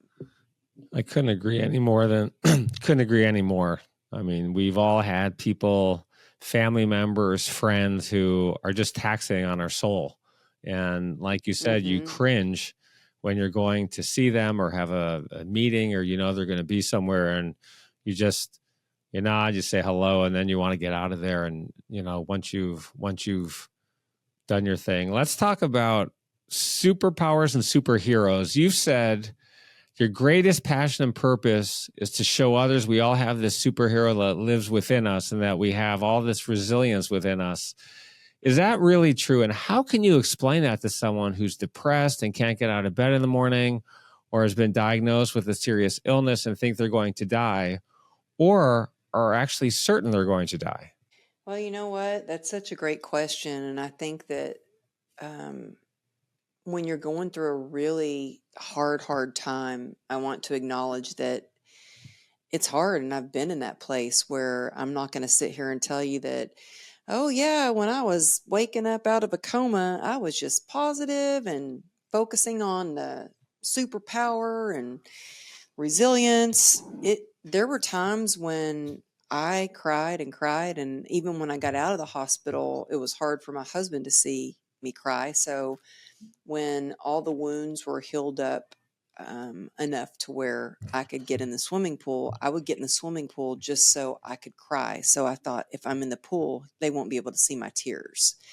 So it was hard, but I do feel like in those moments that if we think about gratitude, if we think about the things that do bring us joy, that have brought us joy, and if we think about achieving one small attainable goal in the day, and we get through that and we celebrate that little victory, that little win, that can bring joy. I think that, when I was really lost thinking, oh my gosh, what am I going to do? I can't train clients anymore. What am I going to do? I really stopped and I asked myself, okay, well, what do I love doing? What brings me joy? What is something I know that I could do forever? And I would just get so much gratitude from it. And that was working with people. And so that's when I started, went back to school to get certified for coaching instead of just the physical training. And so I think it's important to also, for me, something I still do every single day is I have a gratitude practice. And I have a group of ladies, we call ourselves the God Squad, and we text each other every single day. In fact, we actually use an app now because it makes it easier. It's an app, and you can go in and it says toolkit, and you go in the toolkit and you can write down 10 things you're grateful for. And we just send it in this group text. And it's one thing to really think about what you're grateful for. It's another thing to write it. It's another thing to express it and share it. But when you get to read what somebody else is grateful for, it just changes everything. I mean, the other day there was a friend of mine who she was grateful it was her last day of chemo. And I thought, I'm feeling down because I'm worried about this little minor thing that happened at work. And she's grateful that it's her last day of chemo. And so I think that, it's important, number one, to focus on what you can do to be of service because whatever I could do in the hospital, which was make some phone calls, give guidance to the nurses who would come and collapse after a long shift next to my bed in the chair next to me and talk to me about their problems and give them guidance. That gave me a sense of purpose, and being of service is what really helped me through a lot. And I think that we all have that superpower, and sometimes it might just come so naturally to us that we don't think it's a superpower, but it's something that other people might not be as gifted at it, but it just comes so easy to us. It's just something that we're good at. And so I would, if you don't know and you're having a hard time, I would go around to like 5 people and ask them, hey, what do you think my superpower is? What do you think is the thing that I'm really gifted at that I can offer the world? And just see what they say. I think that's great advice. I've never heard anyone say it that way. And I think a lot of people think they don't have a superpower, but I think we all have individuals, hopefully, who we can look up to and we can ask. And that's true in the hospital. You can ask a nurse, you can ask a doctor. But I think that's fantastic advice. Let's go back to something we talked about earlier today, and that's sexual abuse. And I want to talk about its prevalence when divorced moms with children get remarried. And start with the crazy and maddening statistics that 17%, or 1 out of every 6 women who had a stepfather as a principal figure in her childhood, has been sexually abused by him. You were a victim of sexual abuse, as you talked Wow. about. That's a crazy stat. You were 12 years old when your stepdad sexually abused you. Can you tell us about that experience, how long it went on, what you did about it, how your mom and your real dad reacted to it when you told them, and how it influenced your future? And as part of that, can you tell us about the fear and the shame of telling others, like the PTA moms at school, knowing about this when you finally wrote about it?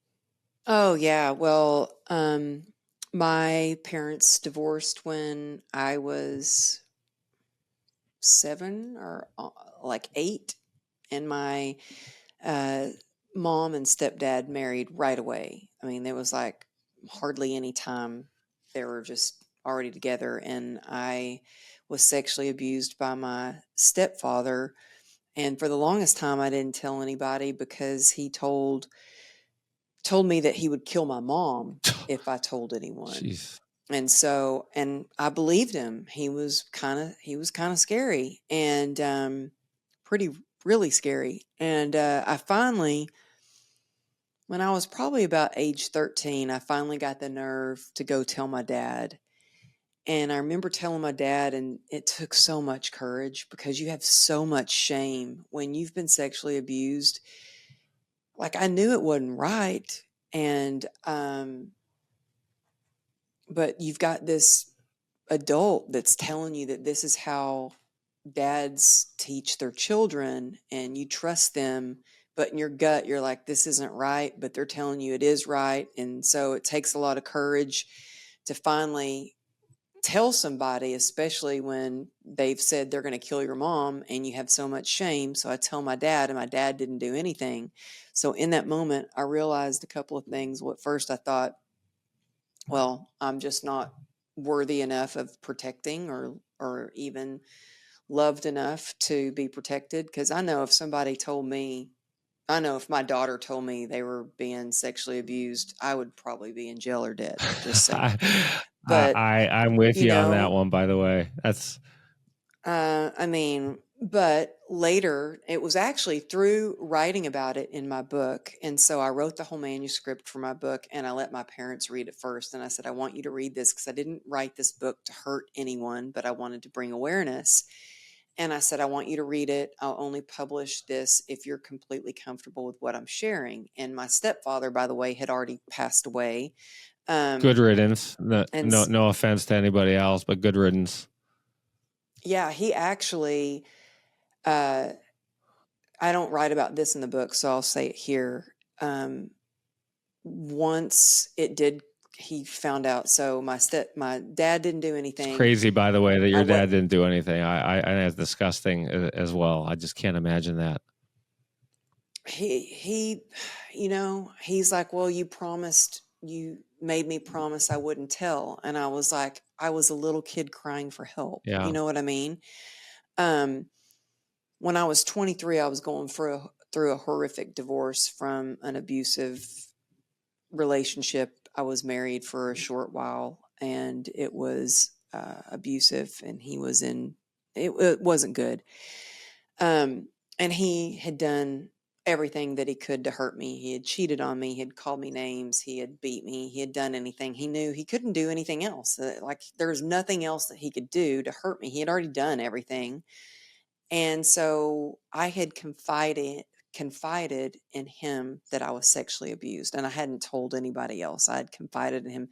He called my mom and said, do you know what your husband did to my wife?" And so that's how my mom found out. I was 23 years old and I got on the phone with my mom and she said, "Amberly, is it true?" And I was like, "Yeah." And we got off the phone and she said that she went over to my stepdad. He was asleep on the couch and she punched him and my mom is like a Southern belle. She's the sweetest thing you've ever met. And she punched him as hard as she could. And she goes, "So is it true what you did to Amberly?" And he couldn't say a word. And so she goes, "Well, so then I guess it is." And she left. She came to California to be with me. She got back. He left, like packed a bag, left most of his stuff there, and was on the run forever, never paid her alimony, like couldn't find him. He ended up living about an hour from me in California. And there were times when I felt this eerie, like, somebody staring at you Yeah. and I always wondered, is that him? Is he around? And maybe it was, but he ended up dying of testicular cancer. Ain't karma a bitch?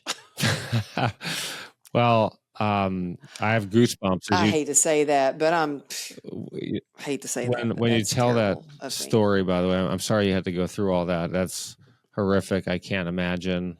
Um, but I had goosebumps on my whole body as you were telling me that story. Hopefully there are some lessons in that it made you stronger. But for all the people out there who are being abused physically, mentally, um, verbally, please get help. So many people don't Yeah. reach out. They're afraid. They're ashamed. They don't know what to do. I have a very good friend who was sexually abused as a child by a stepfather. She didn't tell people for years and years and years, and went through so much therapy, and it really affected her life in a very negative way. She's my age. I'll be 55 in a couple weeks, and she still deals with it every day. So please go get help. I mean, it's an ongoing thing, and I'm not going to sit here and say I'm completely healed. I Yeah. still sometimes get triggered. But now, instead of like reacting and spiraling down into bad habits or behaviors or coping mechanisms, I can go, okay, why am I triggered from this situation? And what are the tools that I can use to get through it? And, I remember going to a therapist years ago. I was in my 20s And she actually said, and I wasn't in there I wasn't in there to talk to her about sexual abuse. I was in there to talk about a relationship. And she goes, "Were you sexually abused?" And I was like, "Well, yeah, but I've dealt with that. I've healed from that. I've dealt with that." And she goes, "No, you haven't."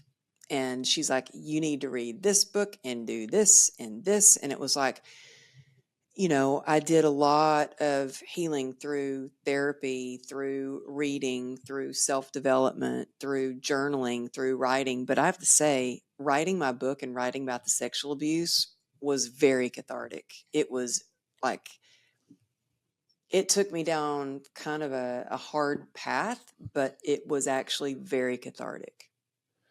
And you know what? I remember getting the box of books delivered to the house, and my husband looked at the book and he looked at the back of the book and he was like, "Oh my gosh, it says that survivor of sexual abuse." And I was like, he goes, "I can't believe they put that on the book." I said, "Honey, I write about it in the book. You might want to read the book." And I had this twinge of like, oh my gosh, now all the PTA moms are going to know. They're going to like, it was, I've had more people reach out to me, including PTA moms and PTA dads, by the way, that have come up to me and whispered in my ear, "Thank you for writing about that. Now I don't feel like I have to walk around in shame. I can have the dignity and grace and move forward. So thank you for writing that." Amen.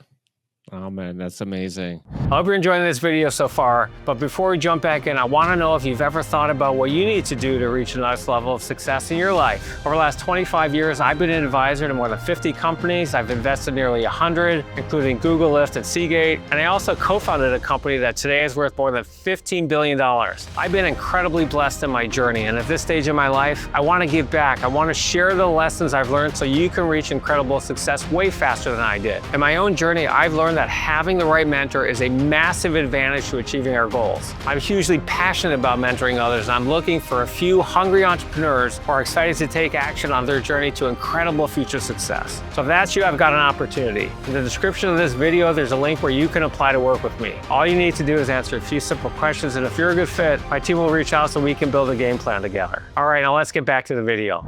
Yeah, we're talking about overcoming obstacles and so many things we do on our path to success. Therapy is very important. I have a therapist. I encourage everyone to have a therapist. My therapist is like my coach. But as we think about how we become successful, one thing that I like to talk about, you've talked about it a little bit, is the importance of preparation. You talked about it when we talked about PACER. But I have a new term for preparation. It's called extreme preparation. It's what has made me successful, one of the most important ingredients. I'm talking about a different kind of preparation. When someone prepares 2 hours for something, I will prepare 40 hours for something. I always want to make sure I'm the most prepared person in the room. And it's amazing what extreme preparation does for people. I'm writing a book called Extreme Preparation. That's one of the things You I am. are. Yes, I love teaching techniques that can actually make a difference in people's lives. Can you give some examples in your life how extreme preparation has made you successful or a better person? Yeah, I think I learned that from being an athlete and a dancer. And, I was never the best dancer. I got into athletics and tried out for the team like the last day that was like the day they were like, "Okay, today you're going to run to see if you qualify to be on the track team." Um, and so I, I always had to work a little harder. I was always good at the grit. I could outwork, out prepare, outlast. I just worked really, really hard. And so for me, even if it's something as far as like a health goal, or if it's something like when I prepared for my TEDx talk, by the time I got to my TEDx talk, I was the only speaker that didn't have a PhD. And I remember the website came up, and my husband was like, "Wow, you're the only one that doesn't have a PhD." I'm like, "Yeah, I kind of noticed that. I'm the only one that doesn't have a college education." And so I thought, well, I'm just going to practice. I'm going to work harder. I'm going to prepare more. And when I got backstage for that TED Talk, it was my first big talk on a stage. I'd never talked on a stage like that. Everybody was freaking out backstage, like seriously freaking out. People were pacing back and forth and like talking to themselves. And it was crazy. And I was just kind of walking around looking like, I had done the preparation. So I was ready to go. Yeah, I did my push ups and prayer backstage before I went on, but I was ready to go because I had put in the work to prepare for that day. And I think that when you prepare, it gives you the confidence to go for it. There's so much to this we could talk about. I mean, my book's going to be 350 pages, so I could talk about this for a month. But there's so well, we're going to have you on the show on True Grit and Grace and talk about your book. When is your book coming out? Hopefully, it probably won't be till the end of next year. I've missed every deadline that we've had. So yeah. Naren, if you're listening, I'm getting it done. But it's tough. We talk about preparation. I'm also preparing, as I mentioned, to go out and do some paid corporate speaking on the same topic. I'm memorizing a 37-page speech right now, and I work on it every day and work on it every morning. 37-page speech, you're memorizing it's 60 minutes. So, I mean, that's what the companies want, but there's a lot packed in there. Wow. But I don't know how much time I spent preparing on this so far. Writing it took forever. And then, I practice every day and memorize. And you know what? That's a thing that people don't understand. They think a lot of times, oh, you're getting 15K to go do this talk. Yeah. And it's like, first of all, it was the years of learning the lessons to even be able to put together the talk, and then the stress of putting together. And I say stress because I want to do a good job. Right. So the hardest part for me sometimes is just like coming up with my opening or, and then practicing and practicing and practicing. It's all the reps that you get in before that you actually go do the job. Samberly, we've already talked about extreme preparation, which has been one of the hallmarks of my career and my success. And you've explained some of your experience with extreme preparation. But let's go back and talk about, in your view, what does it take to be successful? What are 3 to 5 ingredients when you think about the word success? I really think in order to be successful, you have to know your why, like why you're doing it. In fact, I just finished writing a book proposal for a new book. And I was explaining to the publisher that it was like, when I first started and was working on my first book, I had people that told me, you need to stick to fitness. You don't have a college education. I didn't even own a computer, to be honest with you. Like 6 years ago, I didn't even own a computer. But I had a why, and I thought there has to be a reason in all that I've been through that can serve pain to purpose and help other people. And so I think knowing your why is very important because that's going to be your driving force. And I don't think that people get burnout from doing the things that they do, but I think they get burnout from forgetting why they started and why they're doing the things that they do. So I think it's remembering their why. I think it's having a strong community and having support with connection. I could not do it alone. I tried it and it didn't work. And I think that community is important. So get involved in a mastermind that you can brainstorm with. You can have that collaborations. You can support each other, but also get with the right community and seek counsel and not opinion.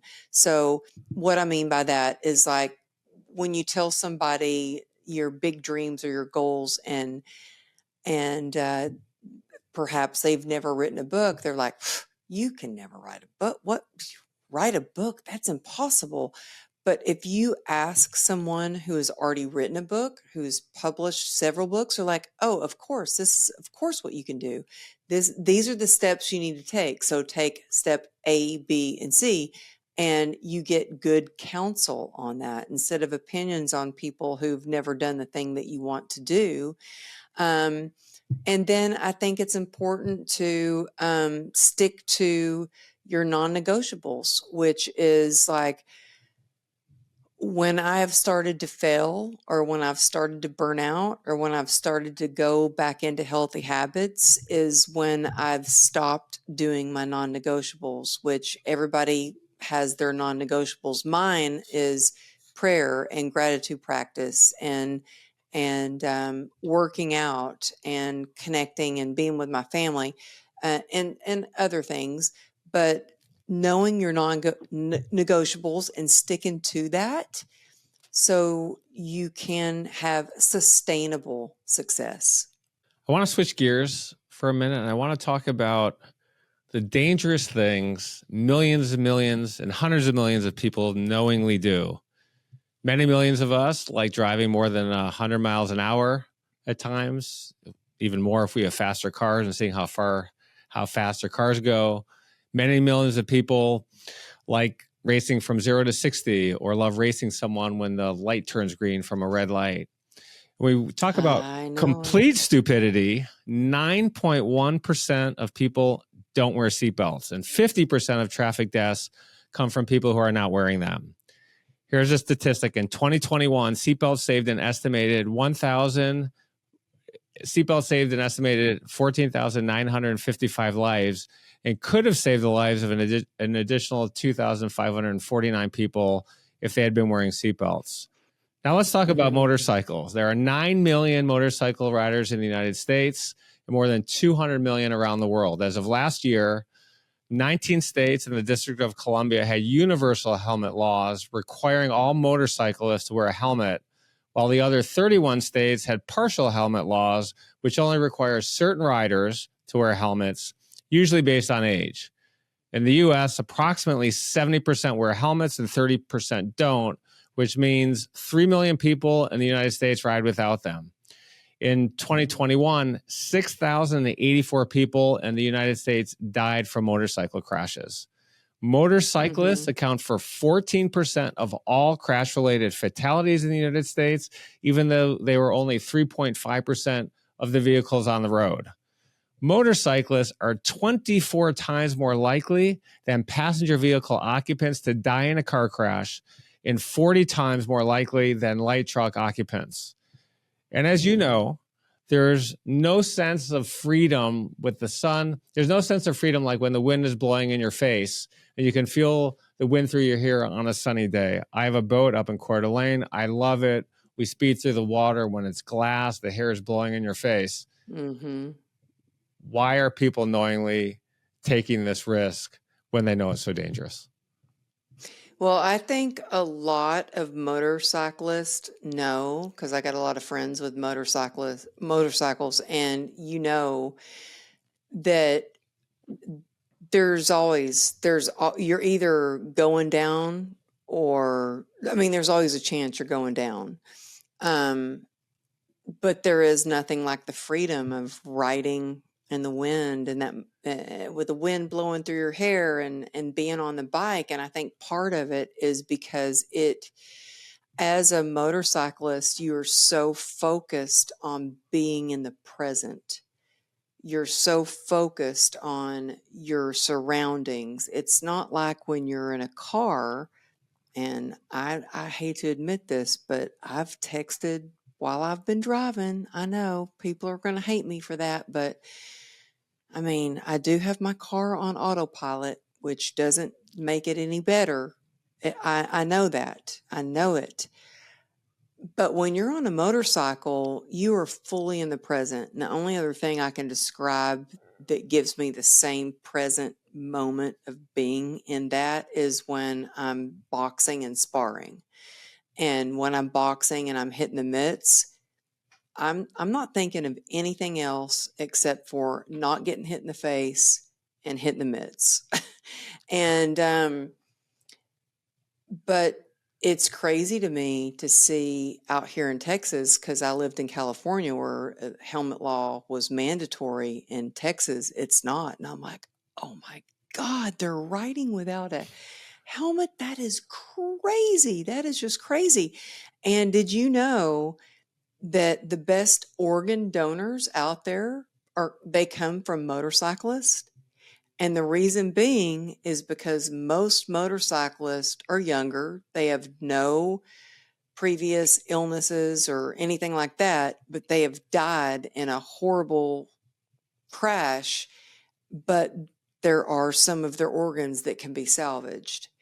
And so I don't know why people continue to do it. I can say that, my husband still has his Texas chopper sitting in the garage, but he lost his confidence to ride after my motorcycle accident, and he stopped riding. He was a CHP motor sergeant, and he stopped. He stopped Wow. riding as a profession, and then he stopped riding his motorcycle because he knew what a good rider I was. And I'm not saying that to make myself say, I was such a good rider. He knew what a safe rider I was. And that at any moment, man, when God's got your ticket, you're done. Like, when your time's out, there's nothing you can do. It's done. You're done. And I think that it's scary nowadays with motorcyclists, especially in LA where we lived. So many people texting on the phone, so much traffic, so much going on. Like, I was completely going only 25 miles an hour when somebody T-boned me that wasn't paying attention, that was just in a hurry. And so I would encourage people to really think about what's important to them. For me, people ask me all the time, well, are you going to ride again? And I don't know, I have not had a desire to ride again. Now, I take that back.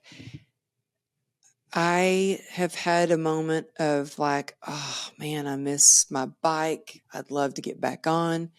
It's not worth it to me. My family's too important to me. My health is too important to me. Going through 34 surgeries was way too hard to ever think. If anything happened, if I barely went down on a bike again, I would lose my leg. And Yeah. I've worked too hard to save it. My mom, when I was younger, I was dying for a moped. I was 13, 14. A bunch of kids had them. She wouldn't let me. And I'm glad in hindsight that she didn't. When I was in college, and I mentioned on this podcast already, we did the Eurail Pass. We're driving around. We're taking trains around Europe. And I remember I did that. I remember standing on a street corner, waiting for the light to turn. And the next thing I knew, and it happened so fast, you almost don't even believe it's happening when you see it.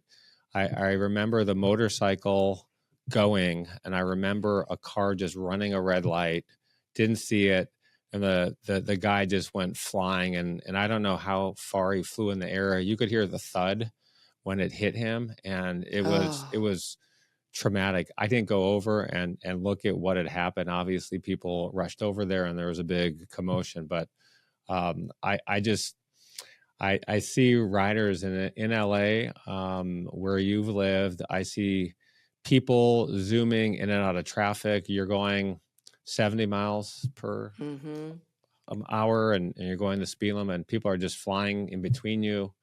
Rush hour, they're flying 50 miles per hour. Well, I think, you know what, Crazy. though, too? Like, I think that because I grew up on dirt bikes, and I grew up on dirt bikes. My first available transportation was I had a moped, and that's how I got to school. And then I had an 883 Harley Sportster, and then my next motorcycle is a 1200 cc Sportster. I didn't know, because it's what I grew up with. I didn't know that, like, how unsafe that it could be. I guess I was always a bit of an adrenaline junkie. Yeah. And loved pushing the pace. And I'll never forget, there was one time on Sunset Boulevard in California, I was at a stoplight right on Sunset, and there was this Porsche that came up next to me, and they were like, "You want to race?" And I was like, "Hell yeah, I want to race." And I raced them and I won. And I remember doing crazy stuff on my bike. This is before kids. When you're younger and you're like feeling like you're invincible, like you don't think about death or harm, or I didn't anyway. And I remember going up like PCH at 130 miles an hour, like as fast as my bike would go. And it was a thrill. It was amazing.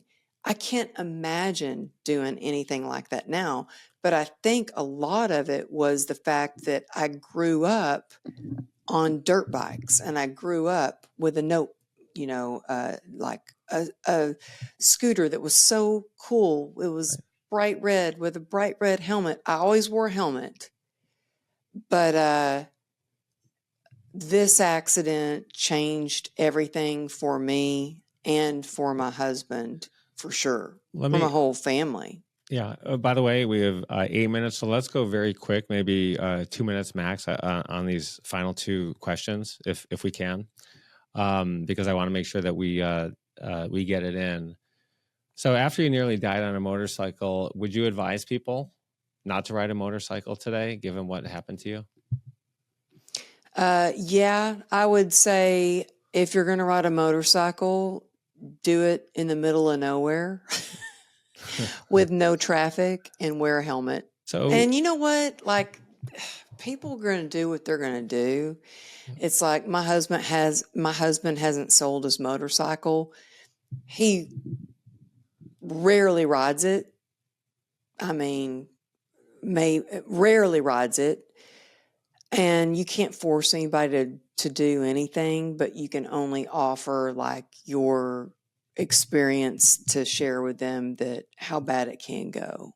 When you look back at everything you've been through and nearly dying and the deep despair and depression and having no money to where you are today, getting up on stage and doing a TED talk viewed by 1 million people and having people follow you on Instagram, what's the feeling when you're up on stage and you're giving back and people are listening to you and you're changing lives? Oh, thank you. That's such an awesome question. Well, the best part of my whole journey and the reason I do what I do is for connection. And me being able to get on stage is because I love, ever since I was a little girl, I've loved when I was a young dancer and I could see people out in the audience that would smile when they would see me dance and I could bring them joy. Now it's just moved into something completely different. Now I'm on stage, but I get to share my experience, strength, and hope and see it, how it transforms people's lives. And they get that spark of joy or transformation and being able to connect with them in communities. That's been the most amazing part of my whole journey. So that's what I love about what I get to do. And the reason why I do what I do is because I love the connection with others, because for so long I felt so alone in my journey and what I was doing and my struggles and in pain. And when we connect with others and we get to share our experience and go, oh my gosh, me too, I relate with that, then together we're unstoppable. So speaking about being on stage, tell us about Hammer Time and MC Hammer.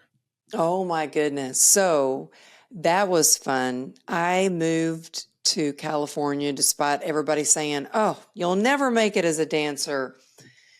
Who do you think you are? You are going to be back in 2 weeks to Texas. Like LA, Hollywood's going to eat you up.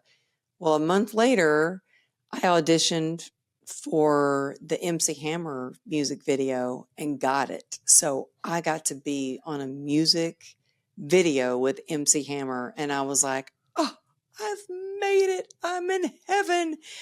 It was a 23-hour shoot. And I remember, like, after about 20 hours laying on stage with MC Hammer and his crew going, I can't believe I'm here. Like, this is amazing. And then afterwards, people in Texas that doubted me go, Oh my God. I knew you could always do it. We knew you had it in you. And I was like, so that was like the start of my career as a dancer. And from then it went on to traveling all over the world dancing and several other music videos with like Collective Soul and Melissa Etheridge and so many more. It was so much fun. Before we finish today, I want to go ahead and ask some more open-ended questions. I call this part of my podcast, Fill in the Blank to Excellence. Are you ready to play? Yeah, let's do it. The biggest lesson I've learned in my life is To trust my gut, my number one professional goal is to make the biggest impact I can. my biggest regret in my life is Not trusting my gut. the one thing I've dreamt about doing for a long time is Writing my next book. if you could go back in time, what's the one piece of advice you would give to your 21-year-old self? To believe in myself, to stop believing in the boyfriend that I had at the time that told me I wasn't good enough, who shamed me for wanting to be a professional dancer and shamed me for wanting to be a fitness instructor. To believe in myself and stop believing my stepfather who abused me and told me I would never amount to anything. To believe in myself and stop believing my stepmom who said I'm making a big mistake, and to just believe in myself. I think when we believe in ourselves, that we can achieve unsurmountable goals. Someone once told me the most powerful words in the English language, the four most powerful words are "I believe in you." I think it's so important when you have somebody who believes in you, telling you that they back you. I think it's if you could meet. And you know what? Thank you for saying that, because, right before this, I just got off of a call with one of my coaching clients, and I had to have a kind of a come to Jesus call with her because I was like, you got to get yourself in gear.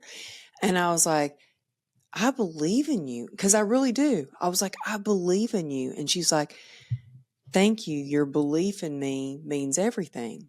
And it does. When you have somebody believe in you, sometimes that's all you need is a little bit of somebody to believe in you before you can believe in yourself. If you could meet one person in the world, who would it be? Brad Pitt. Are you doing anything to try to meet him? Oh, no, I don't know. I haven't really, but maybe Brad Pitt, I'm sure, is listening to this episode. I'm sure he is. And I'm He sure he's calls going me to every want to night, come. check in with me. And he calls. Yeah. We're tight. Yeah. Brad Pitt, I kind of like him. No, I like his sobriety story. Okay. I really think he's hot too. Okay. The one question Is that terrible that I say that? It's that not I said terrible. that? It's not terrible. We all have crushes on certain people. I've got a crush on my Peloton instructor. I mean, she's no longer there, but I was very excited once when, she liked one of my photos. I'm happily married. I love my wife more than anything, but it's like, You're like, oh my God, she liked my photo. yeah, I don't think that's bad at all. What's the one question you wish I asked you but didn't? Oh my goodness. Are you kidding me? You ask the best questions ever. Like, this has been the most amazing podcast interview. I can understand why people love you and they love your podcast. And I feel like after this experience that you're a good friend of mine. And so I appreciate you and all your questions. And I really couldn't ask for anything more. You're amazing. Well, that's very kind of you to say. I greatly appreciate that. I do pride myself on my preparation. It's really amazing when people do their prep, the immediate level of respect that people give you. And I do so much coaching on this, and all of my mentees and people I coach all know I preach it. And as I mentioned, I'm writing a book called Extreme Preparation, but I greatly, greatly, greatly appreciate the compliment. I also feel like we're friends. I know we're going to be lifelong friends. I look forward to meeting you in person. You have an amazing, inspirational story. I'm inspired just listening to you and doing all the work. So thank you for being here. I want everyone to go out, listen to your TED Talk, buy your book, and go to your mastermind. So Amberly, you're awesome. Thanks for being here. Thank you. And you know what? We need to have you on my podcast with your new book. I'd love to be on it. I'm behind, like I said. We got to shout your book out. So I want to have you on True Grit and Grace It's amazing to promote your book. When is your book coming out? Probably by the end of next year. I'm way behind. So as I mentioned, but okay, well, we'll do it. When it comes out, we'll do it. We'll have everybody listen to your interview, and I will do lots of preparation. But before then, we will have probably hung out in person and had a good time. And for sure. Take care, and I look forward to speaking soon and meeting soon as well. I appreciate you. Thank you again.